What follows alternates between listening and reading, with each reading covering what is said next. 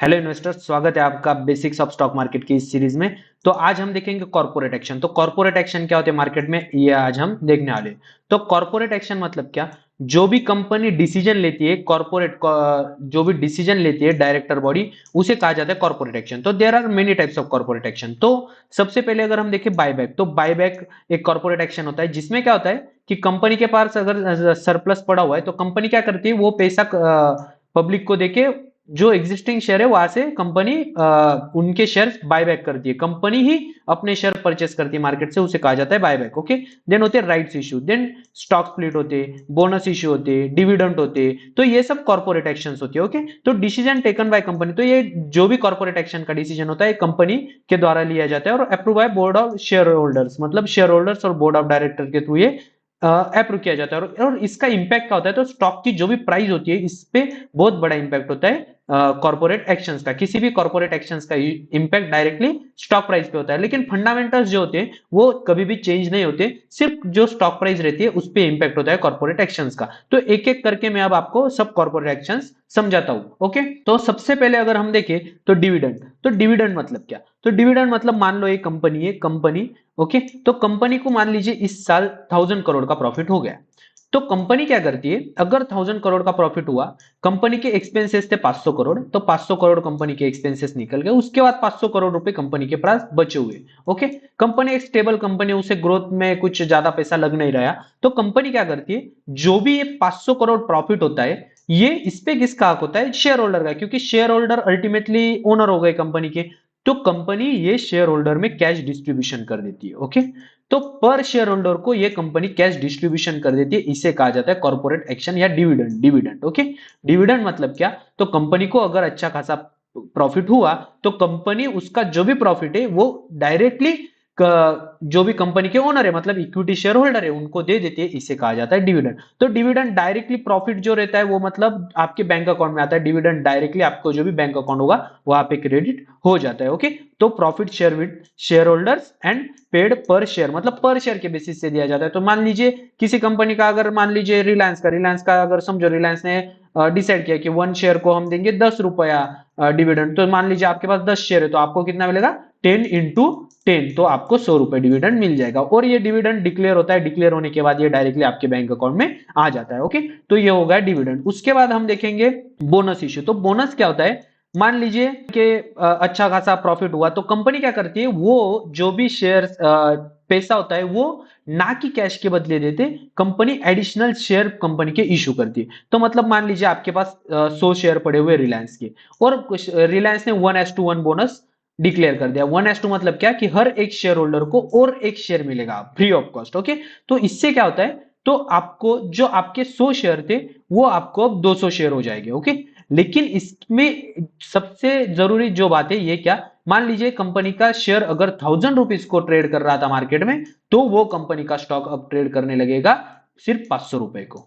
Okay, मतलब क्या, जो भी आपकी इन्वेस्टमेंट की वैल्यू उस पर कोई भी चेंज नहीं होने वाला, सिर्फ क्या आपको एडिशनल शेयर मिलेंगे, बिकॉज कंपनी को अच्छा प्रॉफिट हुआ है इसलिए, या कंपनी ने बोनस इश्यू किया इसलिए। मतलब क्या, इश्यूड बाय कंपनी एक डिसीजन लेता है कि हमें बोनस शेयर इश्यू करने हैं, तो company bonus free additional share issue करती है, और जिससे आपके अगर 100 शेयर है तो वो शेयर की 2x या 3x जैसे भी कंपनी ने मतलब 1:1 2:1 जैसे भी इश्यू किया, वैसे आपको वो शेयर आपके अकाउंट में क्रेडिट हो जाते हैं। लेकिन इसमें भी फंडामेंटल्स ऑफ कंपनी पे कोई भी फर्क नहीं पड़ता। ओके, तो अगर थर्ड हम देखें कॉर्पोरेट एक्शन, तो स्टॉक स्प्लिट।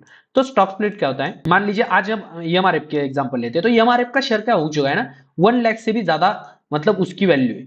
ओके, तो अगर हमारे जैसा रिटेल इन्वेस्टर को अगर इसमें इन्वेस्ट करना हो तो ये पॉसिबल नहीं होता। तो इसलिए कंपनियां क्या करती है कि मान लीजिए उनकी वैल्यू बहुत ज्यादा बढ़ गई, तो कंपनी क्या करती है, अपने स्टॉक स्प्लिट कर देती है, मतलब कि एक स्टॉक के 2 स्टॉक कर देती है। ओके, 2 स्टॉक कर देती है।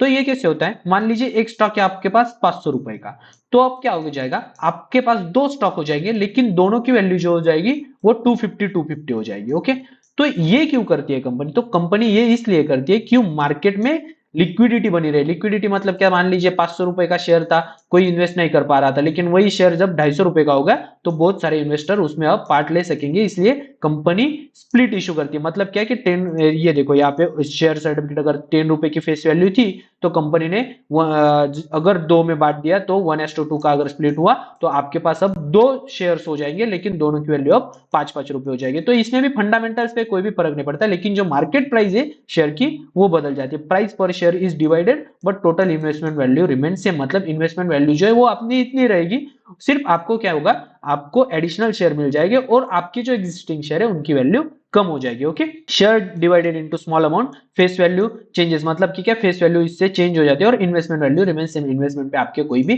फर्क नहीं पड़ता। मान लीजिए आपका 1000 रुपए इन्वेस्टमेंट था तो वो 1000 ही रुपए रहेगा, लेकिन वो जो रहेगी आपकी जो एक शेयर था अब वो आपके पास दो शेयर आ जाएंगे कंपनी के। ओके, इसके बाद अगर हम देखें तो बायबैक। बायबैक मतलब क्या, मान लीजिए कंपनी ने अच्छा खासा प्रॉफिट किया, अब कंपनी को डिविडेंड नहीं देना, कंपनी को लगता है, कंपनी को खुद पे बहुत ज्यादा कॉन्फिडेंस है, अगर कंपनी का शेयर मार्केट में 1000 रुपीज को ट्रेड कर रहा है और कंपनी को कॉन्फिडेंस है कि इतनी वैल्यू हो ही नहीं सकती, हमारे कंपनी की वैल्यू चाहिए 1200 रुपए, तो कंपनी क्या करती है ऐसे समय में, अगर ये 1000 रुपए पे ट्रेड हो रहा है तो कंपनी क्या करती है, जो भी उनके पास सरप्लस रहता है उनमें उससे डायरेक्टली मार्केट में आके 1200 रुपए से या 1100 रुपए से कंपनी डायरेक्टली कंपनी के शेयर बाय कर लेती है। तो इससे हमें क्या पता चलता है कि कंपनी के जो ओनर्स है या जो भी डायरेक्टर्स है उन्हें कंपनी पे अच्छा खासा भरोसा है, इसलिए कंपनी के जो डायरेक्टर्स है उन्होंने कंपनियों के शेयर डायरेक्टली मार्केट में आके वो बाय बैक कर लेते हैं। बाय बैक मतलब क्या, जो existing share holder shares market में अवेलेबल है उनको कंपनी फिर से खरीद लेती है, इसे कहा जाता है बायबैक। मतलब कि क्या, कंपनी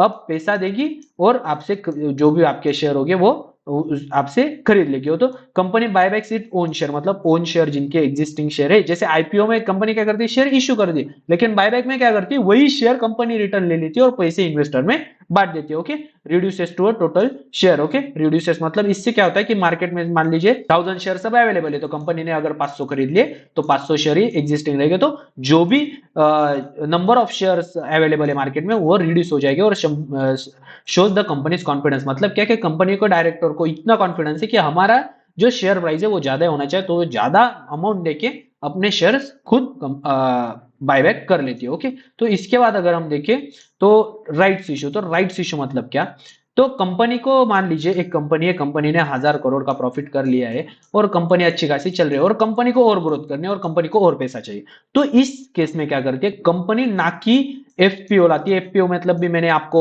पिछले वीडियो में समझाया था, तो वो भी आप वहां से जाके देख सकते हो कि एफपीओ का था, आईपीओ का था, ये सब फाइनेंस मैंने आपको सिंपल जो है सो वो सिखा दिया है, तो वो आप पीछे जाके देख सकते हो। तो कंपनी क्या करती है, एफपीओ नहीं लाती, कंपनी क्या करती है, राइट्स इशू करती है। राइट्स इशू मतलब क्या, मान लीजिए मेरे पास एक शेयर है रिलायंस का और कंपनी ने 1:4 का रेशो से राइट्स इशू किया, तो इसका मतलब क्या कि मैं एज अ शेयर होल्डर, सिर्फ शेयर होल्डर जो एग्जिस्टिंग है वही फिर से कंपनी के शेयर्स खरीद सकते हैं कम दाम में।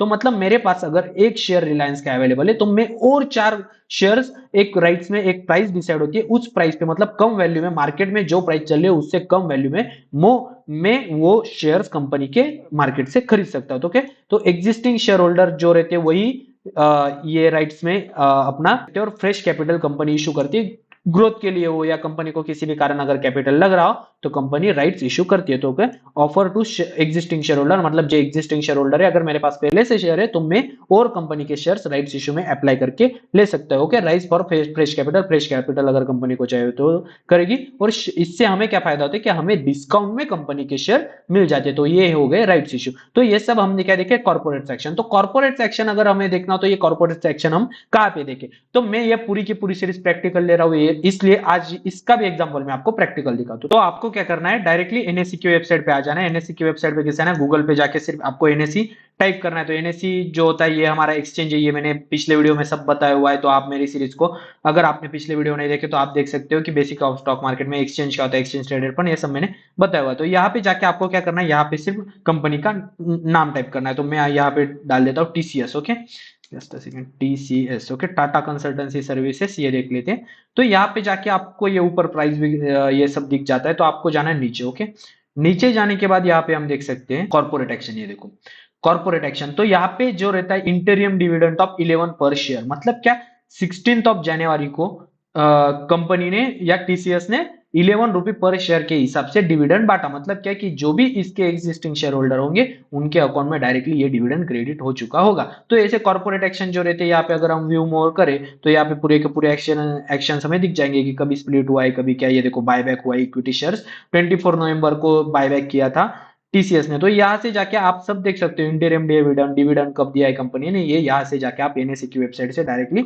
देख सकते हो और आप कंपनी पे कौन से कॉर्पोरेट एक्शन चल रहे हैं ये सब वहां से सीख सकते हो। तो आज के वीडियो में हमने कॉर्पोरेट एक्शन सीखा है। तो अगले वीडियो में मैं सिखाऊंगा आपको डिविडेंड क्या होता है, कंप्लीट सिखाऊंगा कि डिविडेंड किस तारीख को अगर आपके पास शेयर है तो आपको डिविडेंड मिल सकता है, या अगर उससे बाद आपके पास शेयर नहीं हुआ तो आपको अगर डिविडेंड चाहिए होगा कर तो किस तारीख तक आपको शेयर परचेस कर लेना चाहिए। ये सब मैं अगले वीडियो में सिखाने वाला हूँ, इसलिए मेरे चैनल को सब्सक्राइब जरूर कर लेना।